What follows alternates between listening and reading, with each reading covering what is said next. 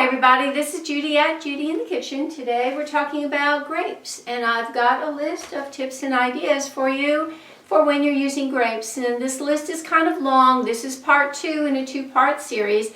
I have a link to the part 1 video below in the description box, so if you haven't seen it, make sure you check it out so that you can see the entire list of tips and ideas for grapes. Why not make a fruit and cheese kebab for your next lunch gathering? On skewers, you can alternate grapes and strawberries and cheese cubes. Use whatever cheese you prefer and serve it with a dip made out of a cup of vanilla yogurt, a half a cup of sour cream, 2 tablespoons of honey, and a half a teaspoon of ground cinnamon. That would be yummy. And people would enjoy that. It's kind of decorative and fun. If you're making a dish that calls for grapes and you don't have any or don't have enough, you could substitute blueberries in place of the grapes. Yes, the flavors are a little different, but they will work as a substitute for you. 1 pound of fresh table grapes is about 75 medium grapes, or about 2.5 to 3 cups when you measure them out. On a hot summer day, why not cool off by snacking on some frozen grapes?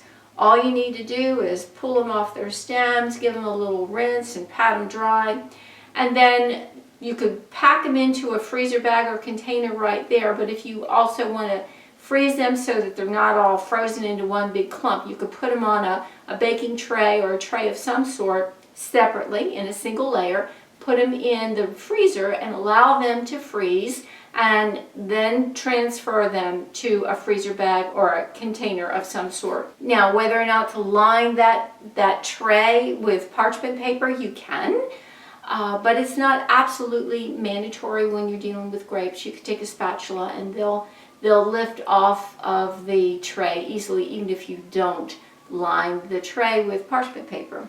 Why not try a frozen grape slushie? Blend some frozen grapes with another fruit if you want, like blueberries or strawberries, and maybe some grape juice and a little bit of ice, and that would be a delicious snack. Here's something to wow any guests with, or your children, or whomever.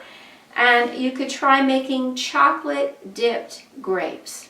You want to wash the grapes on the stem, but you want to snip those stems where you just have small bundles of grapes, maybe only 3 or 4 grapes on a little bundle.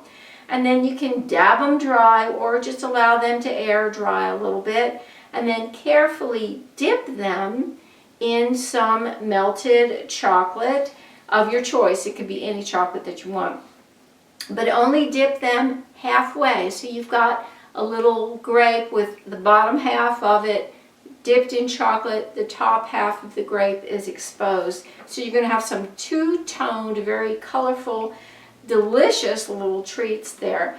And then you can allow them to dry on some wax paper, and then once that chocolate has hardened up, you can transfer them over to your fruit tray. They won't last long, so you better make a lot. Believe it or not, you can actually roast grapes. You can lightly coat them with a little bit of olive oil, salt and pepper if you want to make them savory, and roast them on a sheet pan at 425 degrees Fahrenheit for about 30 minutes. They will be blistered and they will be caramelized on the outside and juicy, almost like a grape jam on the inside. And if you want to make them a little more savory, you can add some fresh rosemary or thyme sprigs to the baking pan. Serve them as a condiment with meat if you want. I do hope this helps you out. Again, if you haven't seen the part 1 video, check the link below and get the entire list that way. This is Judy at Judy in the Kitchen. Bye for now.